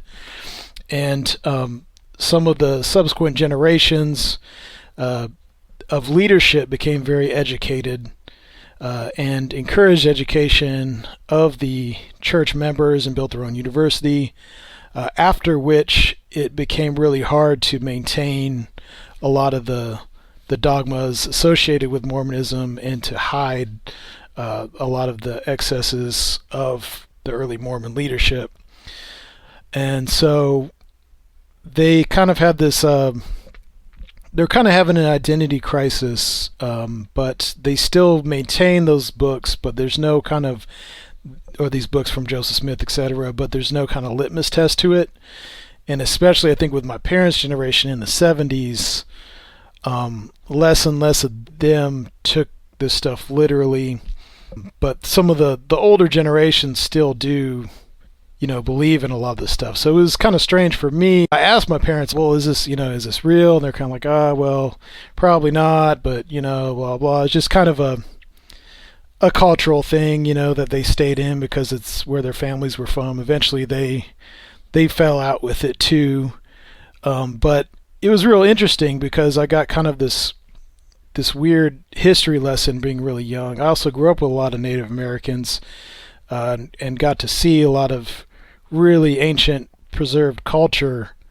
And so I kind of had this dichotomy and got to understand pretty early on the how religions can be engineered pretty much. And so that kind of while it gave me a lot of skepticism that I took with me for the rest of my life, it also there's a lot of strange elements to it. And the more I've come back to really researching the origins of Mormonism, which some stuff I shared with you guys of just, it's really, came out for a while from so much academic work, and researchers have really, found out just how much of an occultist Joseph Smith was, and how he's such a product of his time. And he was really a treasure hunting magician of sorts. And the mound builder mythos was an idea that was already out there, and created a religion. I don't think that necessarily means that he never had any kind of extraordinary spiritual powers or anything like that, because he very well could have. I mean, just dictating something like that, is a feat in itself. Or some kind of real religious experience. Yeah. But there's this idea of the pious fraud that a lot of these people have come to feel about him. And there's a really big organized community now of people leaving Mormonism, but who still kind of want to maintain the community. But they're finding ways to support each other and explore this stuff online, because really it's like I wasn't as much because we were further removed from it, but for a lot of people, especially like the LDS people, it is pretty much the closest thing to an ethnic group with cohesion of like Anglo-Americans, really, besides like the last remnants of the East Coast WASPs. It's like a people, Yeah. Well, wasn't the the speculation that's being put out now, and this comes from a little bit from that the interview that you would link for me to take a listen to, is it that Joseph Smith, because of his father and the fact that they were essentially working as treasure diggers, or whatever the term for it is, treasure finders, that at least this historian was putting forth that his, finding of the tablets and Moroni, that was, in a sense, that this is a tall tale that was being put out to sort of further the treasure hunting business? Well, I think what Daniel Vogel's really talking about, who's that historian, is that Joseph Smith got in trouble because officially it was against the law to be this kind of treasure hunter. We're not talking about just going out and, dowsing and thinking treasure somewhere. We're talking about people who are doing magic, and there's ideas of like guardian spirits of the treasure that you have to read grimoires to communicate with, because they'll move the treasure on you, and you have to kind of trap the treasure. You have to say incantations. You have to use stakes, and it was some pretty far out stuff, which is where he talks about he thinks the whole idea for Moroni, this angel of the golden tablets, even comes from, is that it's essentially a treasure guarding ghost. And interesting thing about that, before you kind of move on there, Serfiel, is that the Bell Witch, that's a key part of that story, is that she is making the Bell children, the Bell sons, trying to find treasure. And then when they don't find it, she laughs at them and all these type of things. So that's like very much in that story. Yeah. And it was like treasure hunting of this sort was a fad that really gripped the whole country. And then the relic hunting came as well. And that was all tied in with the mound builder mythos, of course. Way before Joseph Smith, there were the ideas that this may be that the Indians may be the ancient parts of ancient Israelites, and that this lost mound builder civilization may be ancient Israelites. All these ideas were already around, and it seems like, with this treasure hunting aspect, he kind of just put it all in this gumbo pot. There was religious conflict in his family that he seems to have sought to resolve through creating this religion. His father was a Unitarian, his mother was a Presbyterian, I believe. This is burned over district, and they were destitute. I think they lost their farm. It was like back against the wall. He got in trouble and couldn't treasure hunt anymore. So it's like he didn't really have a lot of options. It's pretty much his only job he ever had was treasure hunting. So, and they were pretty destitute, and he seems like he pulled that together and created something out of nothing. It's quite the American story, no matter how much everything was taken to excess, but it's pretty wild that I kind of came full circle to really understanding it through getting into understanding the occult and history and mound builder mythos, and this age of relic and treasure hunting kind of came around full circle. But back to like what we were first talking about, absolutely, I feel like being exposed to that stuff from such a young age really predisposed me to be interested in all this kind of material and mysticism in general. I wonder what the I think that it's interesting, and it's something that is important to talk about, particularly given the I think the negative, and rightfully so, the negative connotations I think that a lot of new religious movements or cults, there's a fine line, and I think I've known a lot of people who have been become part of certain organizations that are, in a sense, that put themselves across as spiritual, but do have some sort of predatory aspect to them. But at the same time, I do think that there are certain instances, maybe mine, maybe others, where there are people that were raised in these very alternative sort of spiritual areas that I think have at least the unique perspective to sort of be so open to Fortean phenomena that they can lend a unique angle because they've kind of like, there aren't some of those filters that are just culturally kind of put there. And I found this from people that I think are not that weren't necessarily raised in a new religious movement, but maybe were just raised by like weird, hippie radical parents or radical parents in general, and it could be completely secular upbringing, but one that, allows for this, for this, I guess, there is an embedded understanding that there is something greater out there. And I do think that it's too bad that, listen, I understand in many ways why religion, and particularly Judeo-Christian religion, has been demonized, and the way that, especially as Americans, it's kind of used as a political tool. But, and even then for like, I think the science crowd that feel like somehow religion and spirituality is, anti-science. Yeah, I understand that, like the guy who did the, Creation Museum, he's a little nuts. Like, I agree, but I do think that the value of spirituality is something that I would hope, even for those that are, hardline skeptic nuts and bolts, Fortean enthusiasts, I think that it adds something. It's something that if you don't have, that if you take it away as a component, I think that you are missing part of the picture, particularly if if you are into this as a mystery, as solving the mystery, if that makes any sense. Yeah, I think it makes perfect sense.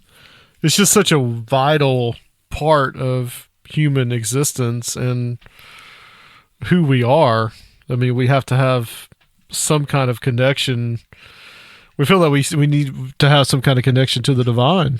So, absolutely, and I think I honestly think a lot of people who are interested in anomalous phenomena, that even if they're not thinking about it consciously, that's part of the reason why, is that anomalous phenomena in many ways gives us this feeling that there's more out there, even if it starts as like a titillating monster hunter, ghost hunter, let's hunt for them. What you're doing is you're trying to find proof for yourself, I think, that there's more out there than what you see in front of you. And to me, like, that's spirituality, honestly. Like, that's what people are doing, is they're looking for that.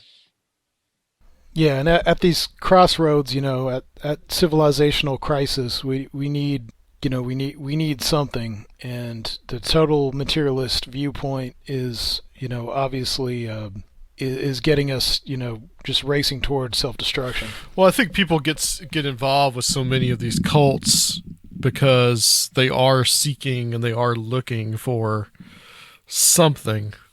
I mean, if you look at something like Nexium, for example, I mean, they really poured on the whole, like, kind of human empowerment stuff on really thick.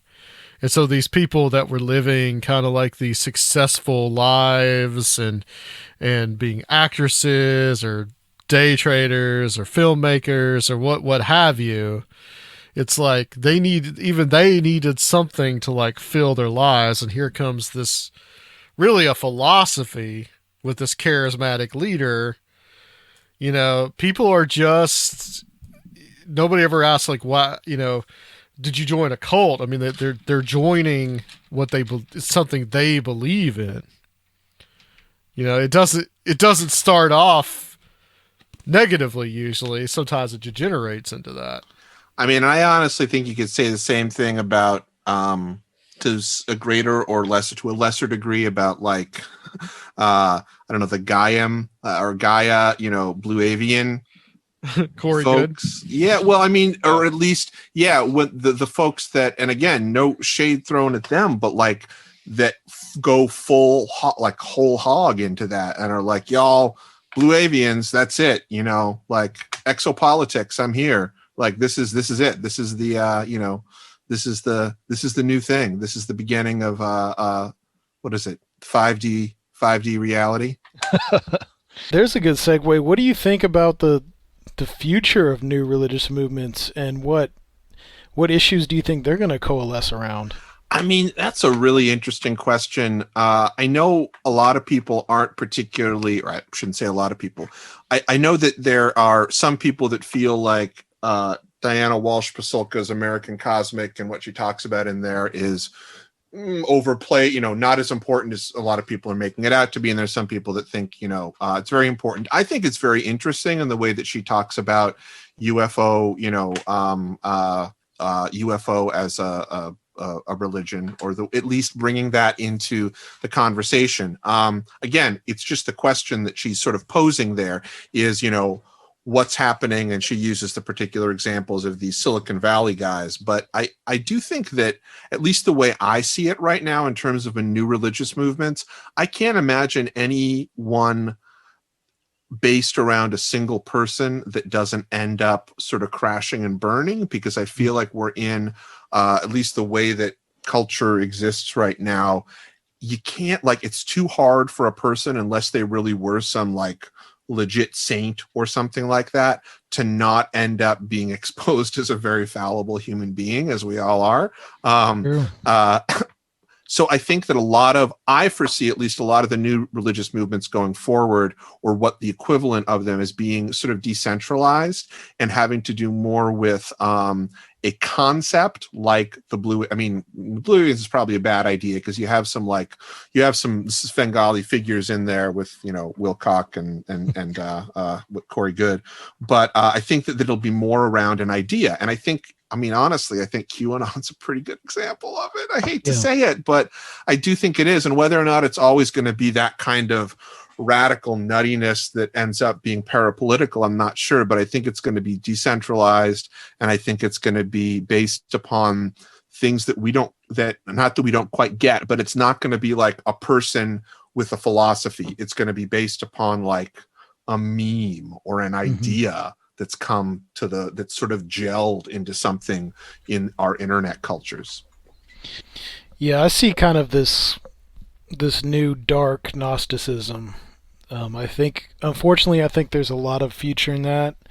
And it's going to relate to a lot of these traditionalisms that are exploding as well. And I think ultimately what we're going to see is a lot of these movements who are setting themselves up in opposition to a transhumanist or highly technological future. And if you know, this dystopia is coming that we can all so easily imagine, it's almost easy to, you know, sympathize and be like, wow, people are just really scared, because absolutely nothing is going to be the same. Our whole conception of human life and work and everything is going to be changing. You know, it's something that really scares me. I don't know what that dystopia is going to look like, and what that opposition is going to look like too. And it could unite a lot of really scary, disparate elements. But I can absolutely see that coming, and I think we see some of the initial formations of that right now in this new weird, like, dark Gnosticism. And by dark Gnosticism, I think I understand I mean, you guys were talking a little bit about that maybe like last week with Michael. Yeah, I mean, like, both the Christian and the New Age stuff kind of coming together in this view of evil world elites who are in communication with dark forces who rule over us. And in reality, the more that these elites actually do become non-human, which is a real possibility, you know, we don't know what that's really going to bring. And I think there's big philosophical questions about, like, what AI is and will be. How do we fit that into our cosmology? I definitely agree. Yeah, I think that's, I mean, I see, I don't know if it's going to be as, I don't know if it's going to be as sort of mystical as much as like, I feel like that would end up sort of, not that this was a movie that I really was a huge fan of, but do you remember that movie Elysium with Matt Damon and like, who was it? Was it Glenn Close that was like Jodie Foster? Jodie Foster, right? Yeah. And it's essentially like it's just this increasing polarization of the techno elites and the rabble, and this technology that like I think is going to create a certain level of living. You're basically going to have two, if not more, sort of like realities going on. Talk about like your secret space program. Like the secret space program, as far as I'm concerned, is all the people that have so much money that they don't care. They don't have to worry about any of the things that we worry about.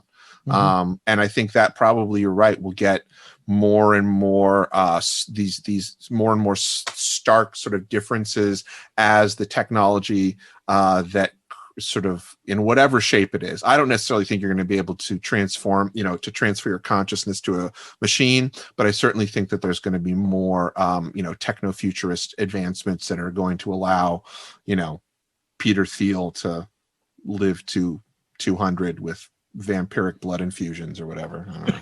Yeah.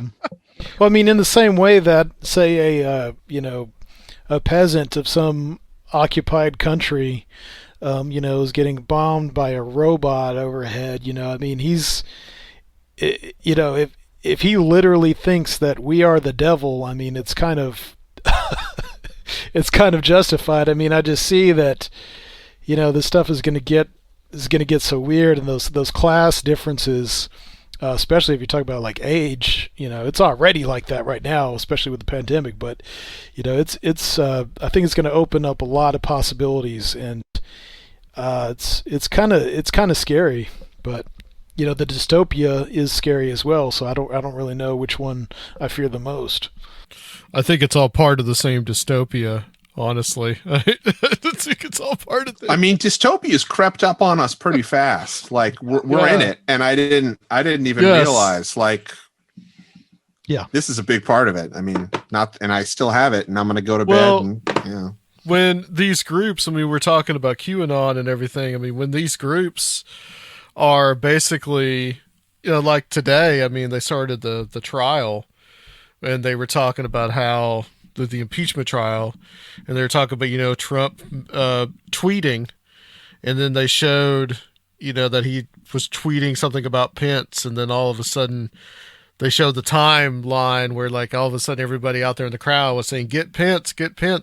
Well, it's like you could just imagine the kind of like Black Mirror episode where everybody's algorithms are just going off all at once because they all love Trump, and of course they're all subscribed to him on Twitter, so they're all probably getting the same notification all at the same time and seeing that tweet, and if not, they all know when to look for it.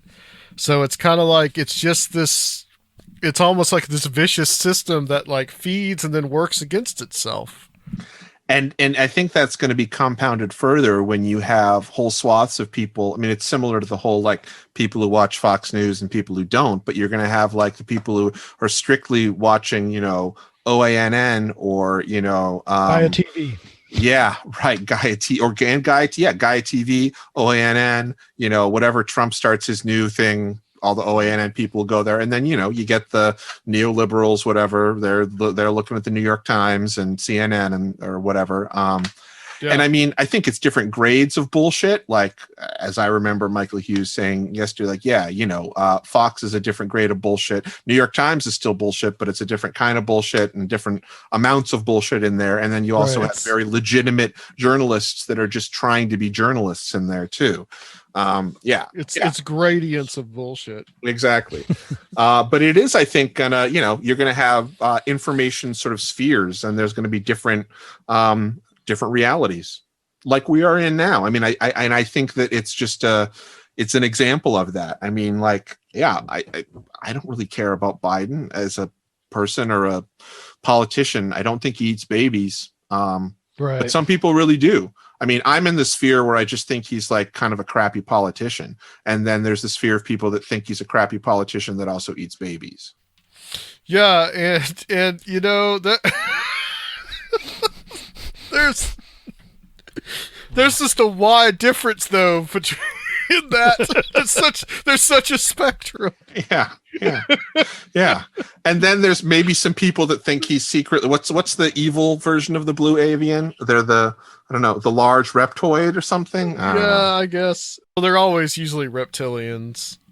Usually that they're the bad guys. Yeah. Well, this has been an interesting discussion, guys. I think that what we're going to do is we're going to close out the show with you, Chris, and then I think we're going to probably sit down and do a little Patreon episode about something. So, Chris, tell everybody where they can find you and also where they can find your films. Is Hill in the Hole and Corpse, is it still up on Prime? Yeah, it's still up online. If you go to either brightrectangle.com or thehillinthehole.com, it'll take you to where you can watch. We have a couple of films up on Amazon. You can also get Blu-rays and DVDs now for them and stuff like that. And we're working on some other stuff that hopefully we'll have some old stuff that we're remastering, and then a new series on or at least a primer for a new series that we want to do on Fortean perspectives. That will hopefully get going even further once I can physically interview people, not over Zoom, because I refuse to do a Zoom documentary. As cool as those can be sometimes, not my thing. Yeah. All right, guys, and of course you can check out our Patreon, which we'll be recording a Patreon episode here with Chris about a lot of different things, including his love of David Lynch.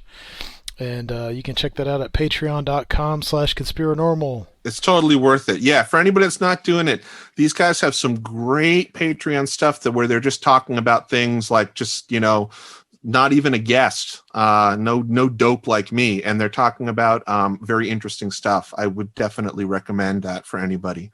And I say this only because I just recently realized that I was a Patreon and I started listening to this stuff. Yeah, there's a lot there. So there is, and it's very cool. It's great, like really good stuff. So I commend you guys, and I give a sincere endorsement of it, because it surprised me the other week when I remembered that I was paying people money for this wonderful media. Awesome. Well, $5 gets you all the archives and the Mystic Crew, which Chris is a member of.